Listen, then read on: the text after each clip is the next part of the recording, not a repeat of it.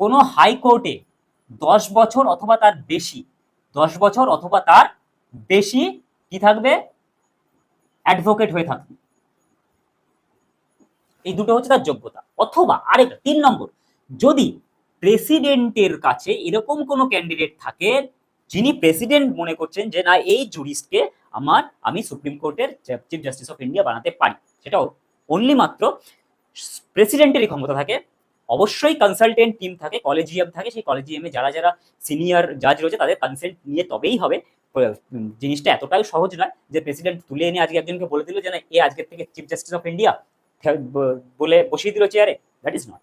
ঠিক আছে, তো তাহলে কিন্তু প্রেসিডেন্টের কাছে একটা পাওয়ার থাকে, তিনি একজনকে করতে পারে। তাহলে 3 রকম ভাবে আমরা দেখতে পাচ্ছি সুপ্রিম কোর্টের কিন্তু চিফ জাস্টিস অফ ইন্ডিয়া হয়। তাই মানে যোগ্যতাটা লাগে। নিযুক্তি কে করবে, এই সব জায়গায় যে কাঠালি কলা, সর্বঘাটের কাঠালি কলা যিনি, তিনিই করবেন প্রেসিডেন্ট। প্রেসিডেন্ট সব জায়গায় যে করে আসছে, সিএজি বলো, অ্যাডভোকেট যে তোমার আমাদের অ্যাটর্নি জেনারেল বলো, যেই বলো, সবাইকে কে করছে, প্রেসিডেন্ট নিযুক্তি করছে। তাহলে একেও প্রেসিডেন্ট নিযুক্তি করবে।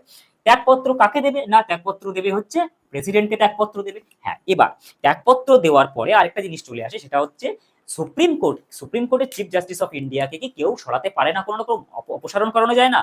আরে অপসারণ অবশ্যই করা যেতে পারে।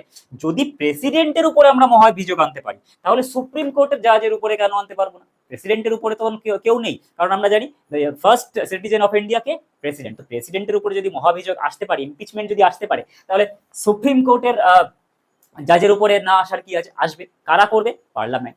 কারণ পার্লামেন্টের লোকেরা কেন করে সবকিছু? তার কারণ হচ্ছে পার্লামেন্টের যে লোকেরা যায় তারা আমরা তাদেরকে পাঠাই, আমাদের জনগণের, যেহেতু আমাদের constitution we the people of India বলে কনস্টিটিউশন। ঠিক আছে, তো সেই জন্য পার্লামেন্টে সুপ্রিম কোর্টের বিচারপতির উপরে মহাভিযোগ আনতে হলে পার্লামেন্টের আইদার হাউস থেকে, কোনো হাউস থেকে, দুটো হাউসেরই মেজরিটি, স্পেশাল মেজরিটি লাগবে। That means 2/3 of sitting and voting, যারা বসে থাকছে তাদের 2/3 মেজরিটি, তাদের ভোটিং এ 2/3 মেজরিটিতে, মানে যেটাকে বলা হয় স্পেশাল মেজরিটি, সেই স্পেশাল মেজরিটিতে তাকে ইমপিচ করা যেতে পারে, ইমপিচমেন্ট বা অপসারণ করা যেতে পারে।